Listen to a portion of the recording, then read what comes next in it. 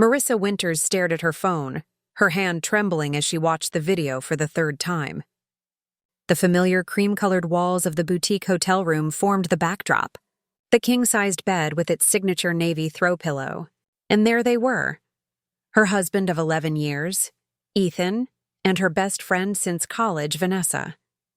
Their naked bodies tangled together in an unmistakable embrace, their voices echoing through her AirPods in hushed, urgent whispers. "We need to be more careful," Vanessa was saying, her auburn hair cascading over Ethan's chest. "Marissa's getting suspicious." "She doesn't suspect a thing," Ethan replied, his voice carrying that same confident tone he used when reassuring clients at his law firm. "She's too busy with her new promotion. Besides, what would she do? Without me, she's nothing." Marissa's stomach clenched as she paused the video, her wedding ring catching the afternoon sunlight streaming through her home office window. 3 days ago, an anonymous email had arrived in her inbox with nothing but a video attachment and a subject line. "Thought you should know." She slipped off her wedding ring and placed it deliberately on her desk, next to her Harvard MBA diploma. Nothing without him? Her throat tightened as rage replaced shock, a plan already forming in her mind. "We'll see about that," she whispered, opening her laptop and navigating to a folder labeled Insurance. She'd always been meticulous about documentation, a habit that had served her well as she rose through the corporate ranks. Now, that same precision would serve an entirely different purpose.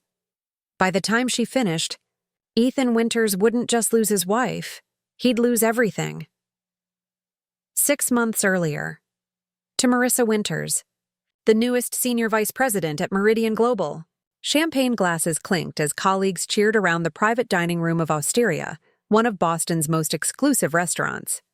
Marissa, radiant in a tailored emerald dress that complemented her olive skin and dark curls, smiled as she accepted the toast, though she couldn't help but notice how her husband's smile didn't quite reach his eyes. "Speech," called out Vanessa Delgado, raising her glass higher.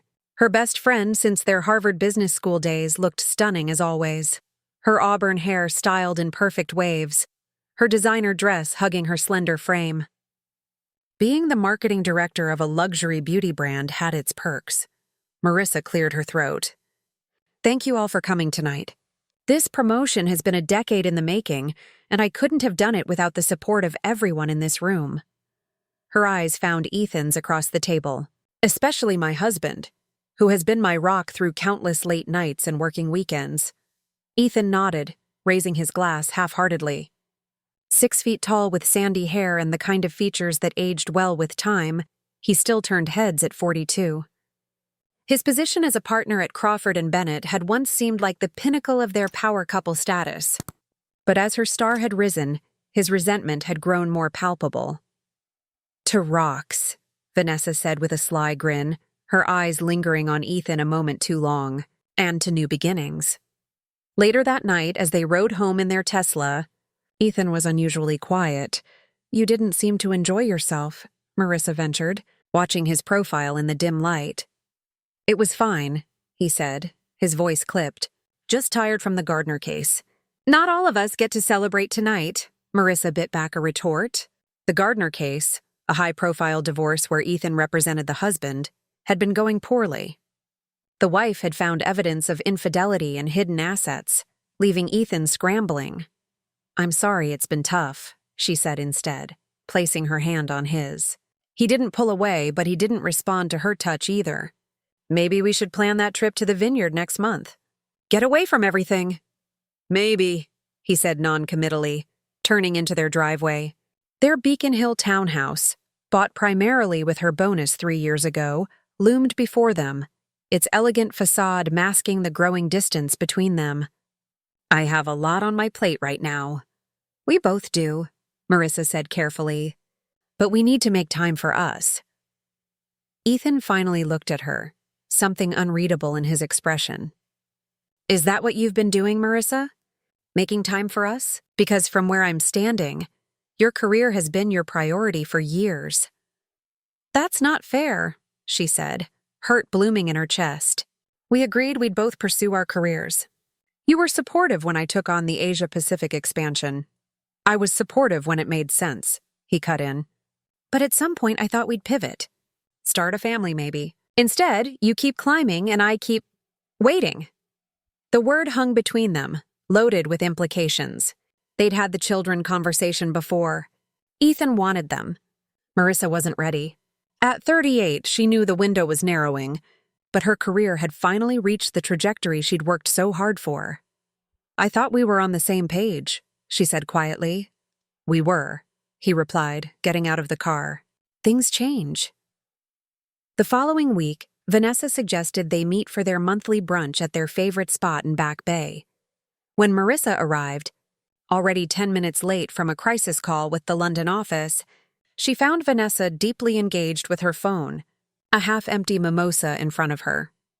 Sorry I'm late, Marissa sighed, sliding into her seat. The Williams account is imploding, and London can't seem to handle it without me holding their hands through every step. The curse of competence, Vanessa smiled, setting down her phone. You look amazing, by the way. That promotion glow hasn't faded, Marissa laughed, though it felt hollow. Tell that to Ethan. We've barely spoken all week. Something flickered across Vanessa's perfectly made-up face. Trouble in paradise? He's frustrated with his case, and I think he resents my promotion. The admission hurt to voice aloud. He brought up the baby conversation again. Vanessa reached for her mimosa. And you're still not ready? How can I be? I just got this position. The next 2 years will be critical. Marissa ran a hand through her hair. I love Ethan, but I've worked so hard to get here. Why is it always women who have to choose? You shouldn't have to, Vanessa said firmly. You deserve everything you've earned. She hesitated. Has he mentioned anything else? Anyone at work causing him stress? The question seemed oddly specific. No, just the usual office politics. Why? Vanessa shrugged elegantly. No reason. Just trying to understand the full picture. She raised her glass. To women who refused to settle, as they clinked glasses, Marissa couldn't shake the feeling that something had shifted between them, though she couldn't pinpoint what. Over the next few months, Marissa's workload intensified as she took on the senior VP role. 12-hour days became the norm, and weekend work wasn't uncommon. Ethan's coldness graduated to outright distance, with him citing late nights at the office or drinks with colleagues. Their physical intimacy dwindled until it was practically non-existent. On the rare evenings when they were both home, the silence between them was punctuated only by the clicking of keyboards or the soft ping of incoming messages. Marissa told herself it was just a phase. They'd weathered difficult periods before. Once the initial transition into her new role stabilized, they'd find their rhythm again. Her lifeline during this time was Vanessa, who seemed always available for a quick lunch or supportive text. Yet something was different about their friendship, too. Vanessa asked more questions about Ethan, about their schedule, about whether Marissa was tracking his whereabouts. I'm not his keeper, Marissa had said during one such conversation. We've always given each other independence. Of course, Vanessa replied smoothly. I just worry he's not appreciating what he has. One Tuesday in April, Marissa came home unexpectedly early after a meeting was canceled. The house was quiet, but Ethan's briefcase sat in the entryway. Upstairs, she heard the shower running. Ethan? She called out, heading up the stairs. I'm home early. The shower shut off abruptly. Be right out, he called, his voice strangely tight. Marissa wandered into their bedroom and noticed his phone on the nightstand, lighting up with an incoming text. She hadn't meant to look. They'd always respected each other's privacy. But a name caught her eye. Vanessa. Last night was incredible. Same time Friday? Marissa stared at the message, her mind refusing to process what she was seeing. It had to be a mistake. A misunderstanding. Perhaps they were planning a surprise for her. But deep down, she knew. When Ethan emerged from the bathroom, towel wrapped around his waist, he froze at the sight of her. You're home, he said unnecessarily. Yes, Marissa replied, her voice unnaturally calm. Vanessa texted you. His face gave him away immediately. Panic, guilt, then a rapid calculation of how to respond. It was the same expression she'd seen him wear in depositions when caught off guard. "It's not what you think," he began. Marissa held up a hand. Just don't." She turned and walked out of the room, down the stairs, and out the front door. She didn't know where she was going, only that she needed air that wasn't shared with him. She ended up at the public garden, sitting on a bench as the spring day bloomed around her, oblivious to her collapsing world. Her phone buzzed repeatedly, Ethan no doubt, crafting whatever story he thought might salvage the situation. Finally, after an hour, she opened his messages. "Ethan, we need to talk. Ethan, it wasn't serious. Just a mistake. Ethan, please come home. Ethan. Marissa, please. We can work through this." She laughed bitterly at that last one. Work through this? Her husband sleeping with her best friend? The two people she trusted most in the world? She switched to her message thread with Vanessa, her finger hovering over the keyboard. What could she possibly say? Instead, she took a screenshot of Ethan's texts and sent it to Vanessa with no comment. The response was immediate. "Vanessa, I can explain. Meet me, Vanessa. Please, Marissa." "It's not what you think. Vanessa, I'm coming to find you." Marissa turned off her phone and sat in the garden until dusk, watching families and couples pass by, all oblivious to her pain. Finally, she stood up and hailed a taxi to the Four Seasons. She'd sort everything out tomorrow. Tonight, she needed neutral ground and time to think. In her hotel room, she turned her phone back on to find dozens of missed calls and messages from both Ethan and Vanessa. She ignored them all and ordered room service, mechanically eating a meal she couldn't taste, while CNN played in the background. Special report caught her attention. A tech CEO was facing ruin after his wife had methodically documented his financial misdeeds and turned the evidence over to both the SEC and her divorce attorney. The wife, poised and articulate, was being interviewed. "He thought I was too busy with our children to notice," the woman was saying. "But I've always believed in being prepared. When I realized what was happening, I didn't confront him immediately. I gathered evidence. I built my case. And then I made sure he faced consequences." Marissa sat up straighter, something clicking into place. The anger and hurt churning inside her began to crystallize into resolve. She was Marissa Winters, Senior Vice President at Meridian Global, Harvard MBA. She didn't fall apart. She strategized. She executed. She reached for her laptop. "We need to talk about this, Marissa," Ethan insisted, his voice low and urgent as they sat in her lawyer's office 1 month later, without the attorneys. "Give me 5 minutes." Marissa regarded him coolly across the polished conference table. In the 4 weeks since discovering the affair, she had moved methodically, like executing a complex business strategy. First, securing her own apartment. Then documenting every financial record, every communication, every asset they shared. And finally, retaining Patricia Holbrook, one of Boston's most formidable divorce attorneys.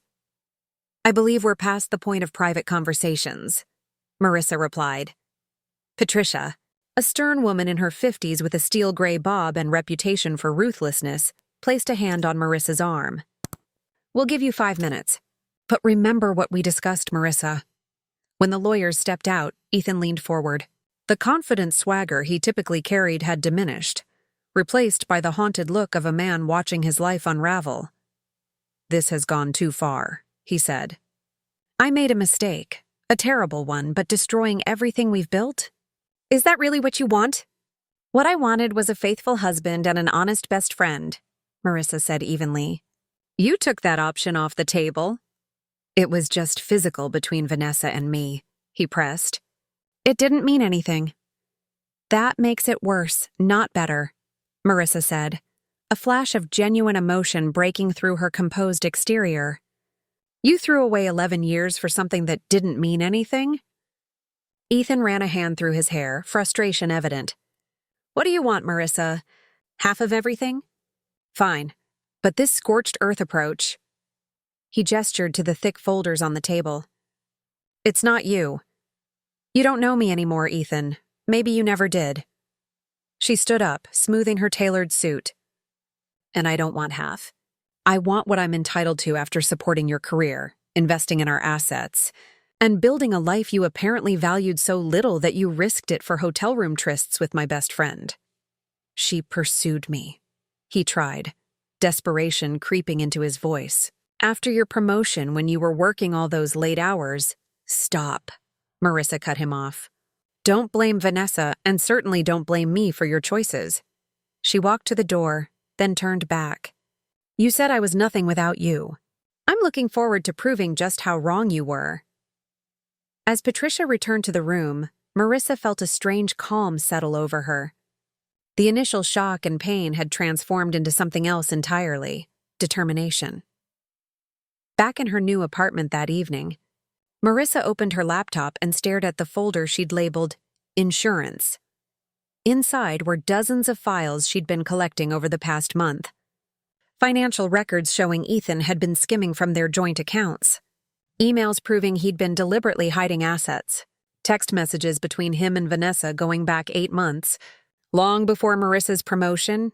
But the most damning evidence was a recording from the boutique hotel where they regularly met, obtained through means she preferred not to think about too carefully, showing Ethan coaching Vanessa on what to say if Marissa ever confronted them.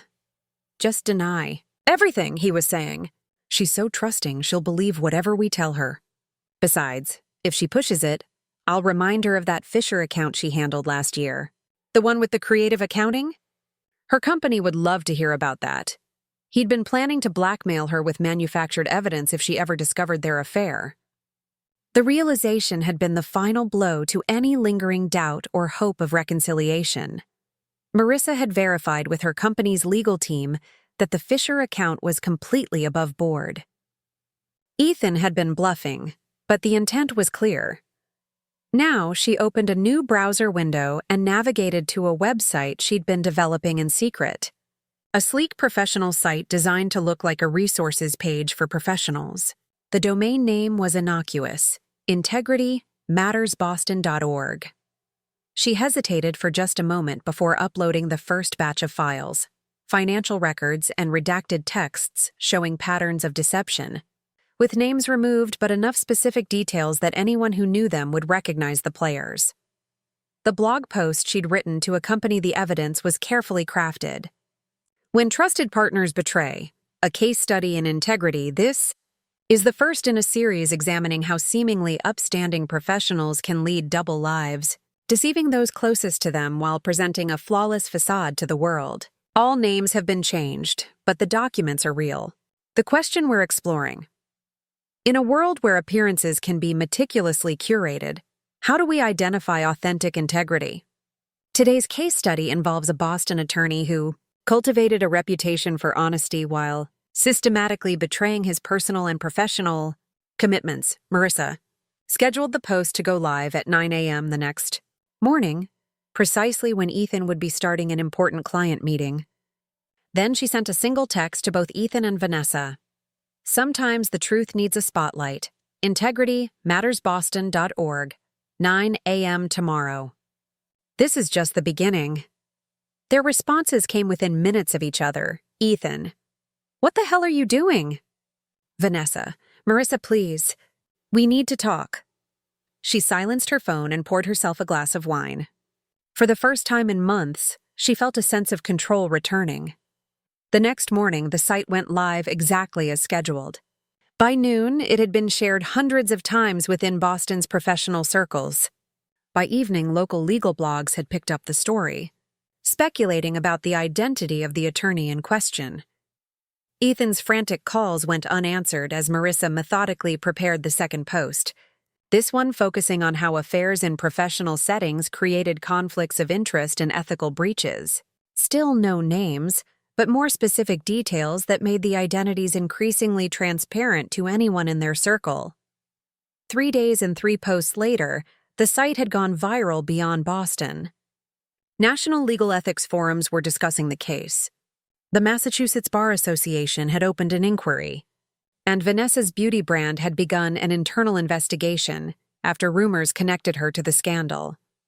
Marissa maintained her regular work schedule throughout, her performance impeccable as she led a major client presentation and finalized the Asia-Pacific strategy. Colleagues commented on her focus and composure, unaware of the calculated demolition she was orchestrating after hours. The final blow came exactly 2 weeks after the first post. Marissa published the hotel video, faces blurred but voices intact, capturing Ethan's plan to blackmail her with fabricated evidence if she ever discovered the affair. Within hours, it had been viewed over 1 million times. That afternoon, she received a call from Patricia. Ethan's lawyer reached out, the attorney said, a hint of admiration in her voice. They're prepared to accept all our terms.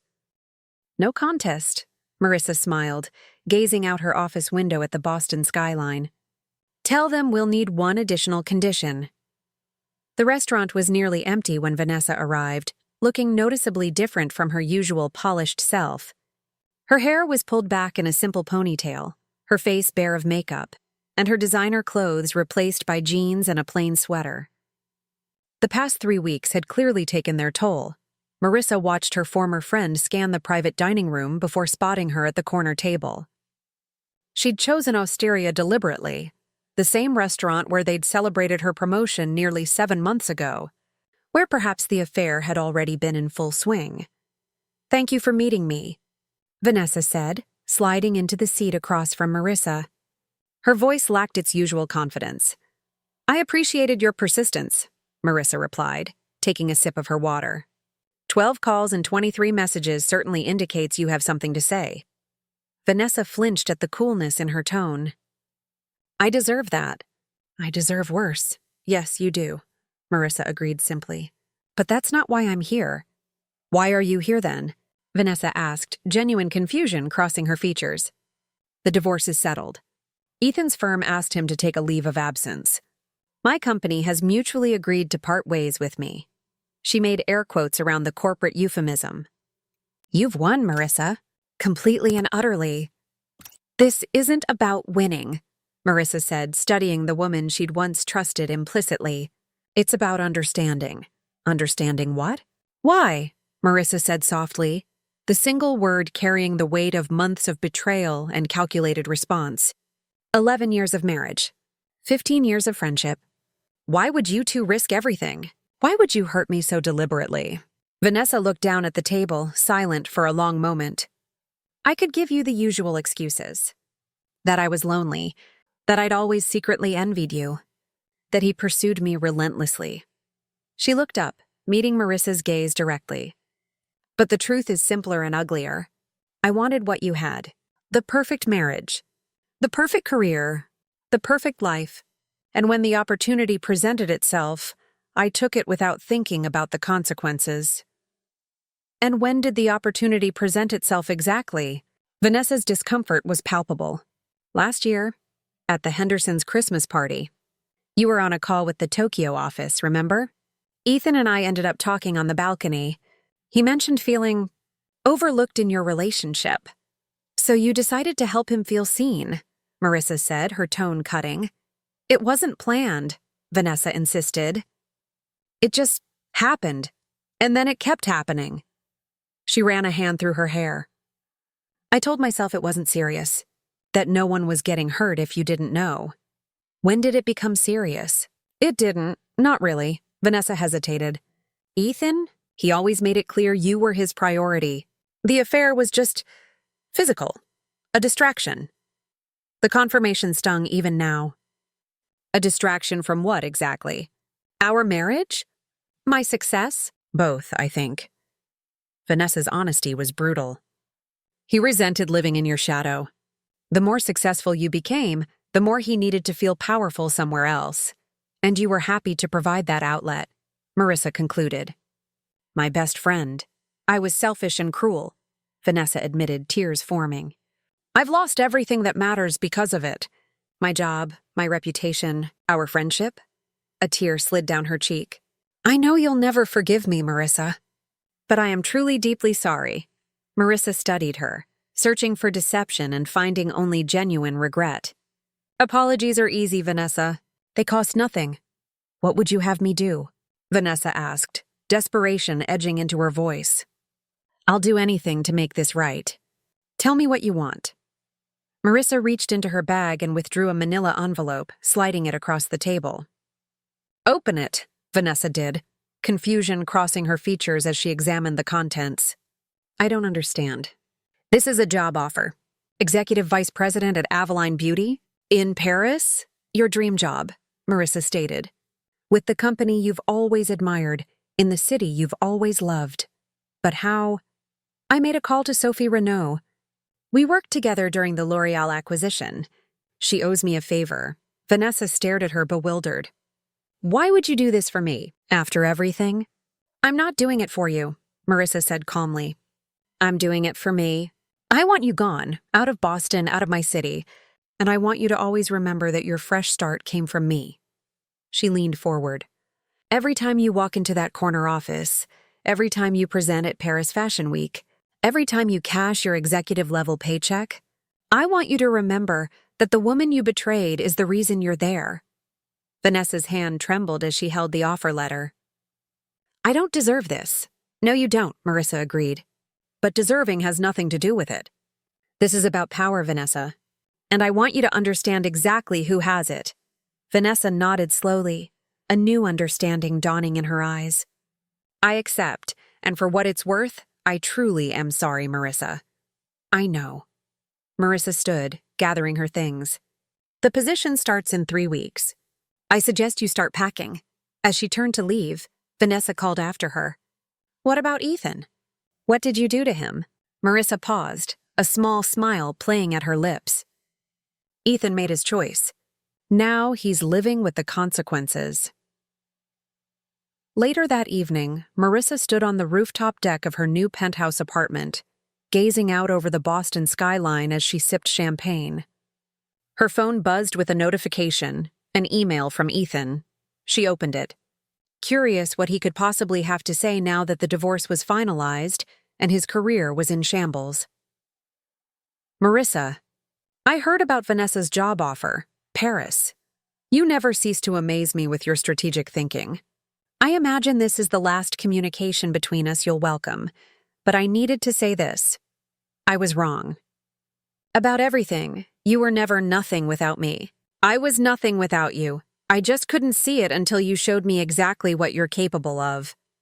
The website, the methodical dismantling of our lives, the calculated public exposure while keeping yourself above reproach. It was brilliantly executed. I've lost my partnership. The bar investigation continues. My reputation is destroyed. And I deserve every bit of it. I won't ask for forgiveness. We're well beyond that. But I want you to know that I recognize the extraordinary woman I was too insecure and foolish to appreciate. Whatever you touch turns to gold, Marissa. I should have been your biggest champion instead of your greatest liability. Ethan P.S. Crawford and Bennett have requested all clients you referred to the firm be reassigned. The managing partners specifically mentioned that they don't want to risk offending Ms. Winters further. Your influence reaches farther than you know." Marissa read the email twice, then deleted it. She didn't need his validation or his regrets. The time for those had long passed. Her phone rang, the Berlin office with questions about the new market expansion. She answered, her voice confident and clear as she guided her team through the strategy she'd developed. This was her life now, unencumbered, powerful, entirely her own. 6 months. Later, the TED stage lights were blinding as Marissa stepped to the center, her tailored red dress a vibrant splash against the iconic black backdrop. The audience, tech executives, entrepreneurs, finance moguls, fell silent as she took her position. "Thank you for that kind introduction," she began, her voice steady and assured. "I'm here today to talk about resilience, reinvention, and the power of strategic thinking in the face of betrayal, both personal and professional." The crowd shifted, already engaged. Marissa Winters had become something of a legend in business circles over the past 6 months. The viral website exposing professional misconduct had eventually been connected to her, though she had never confirmed it publicly. The story of a brilliant executive who had methodically dismantled her cheating, Husband's life, while simultaneously securing a major promotion, had captured the public's imagination. We all face moments when the narrative we've built about our lives collapses, she continued. When the people we trust most reveal themselves to be something other than what we believed. What matters isn't the betrayal itself, but how we choose to respond. From her position on stage, she could see faces nodding in recognition. In the third row, she spotted Richard Laurent, CEO of Meridian Global, who had promoted her to executive vice president after the Asia-Pacific expansion exceeded all projections under her leadership. When my personal life imploded last year, I had two choices: collapse under the weight of it or transform it into an opportunity. I chose the latter. She didn't mention Ethan or Vanessa by name. She never did in public. But everyone in the room knew the story, or some version of it.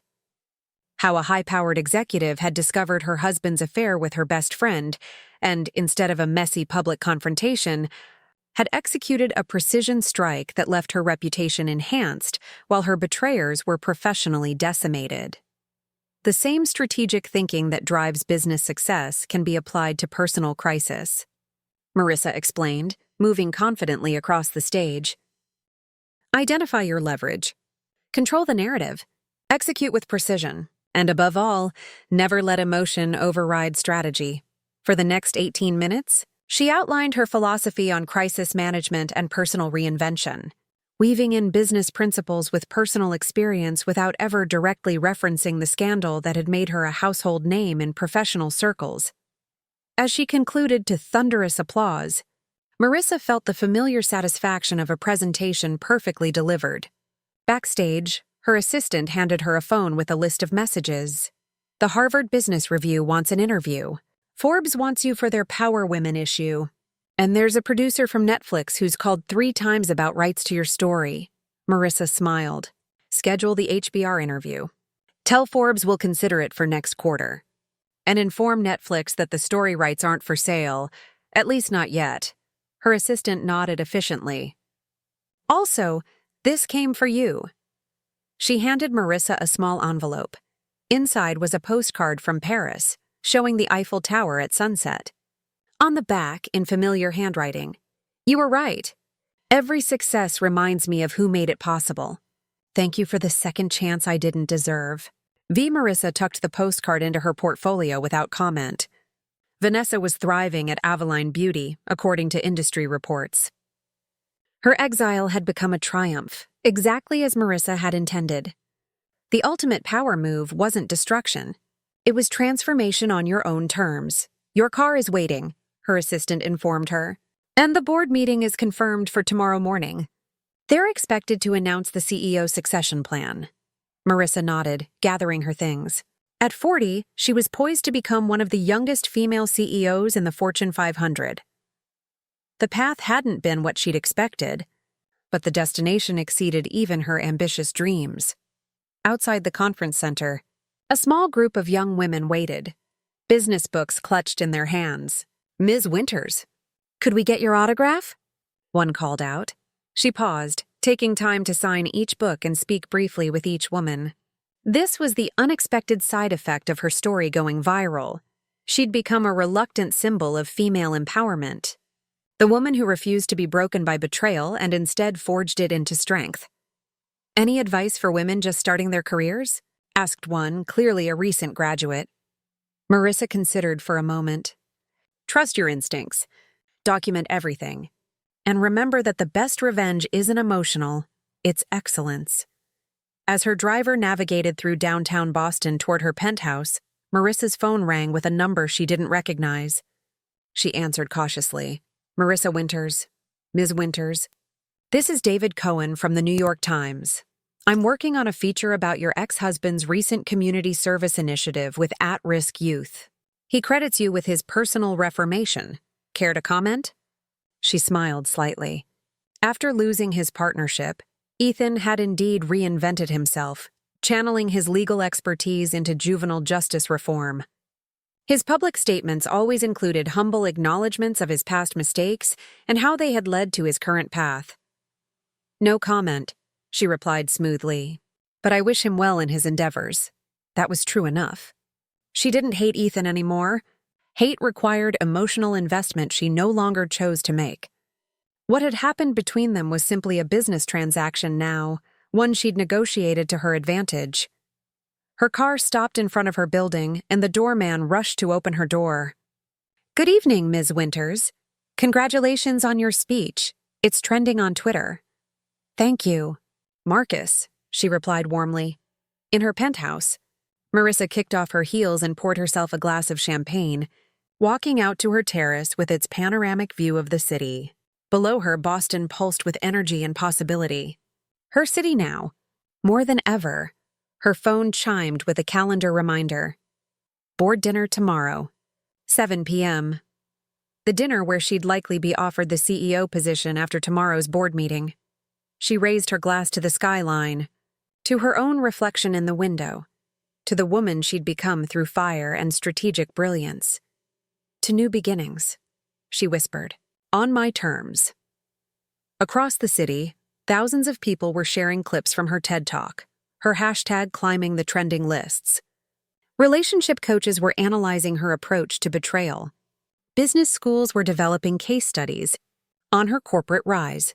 Marissa Winters, the woman who had broken the internet with her calculated response to betrayal, was no longer defined by what had been done to her, but by what she had created from the ashes. She smiled and turned away from the view, already mentally preparing for tomorrow's board meeting. The past was settled. The future, brilliant, powerful, entirely hers, awaited. And that wraps up today's story. Now we want to hear from you.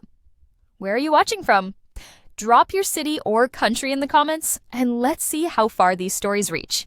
If this story moved you or gave you chills, give it a like, share, and subscribe for more powerful stories. One last thing, rate the story from 1 to 10 in the comments. Your feedback helps us bring you even better ones next time. Thanks for watching. We appreciate you being part of this storytelling journey.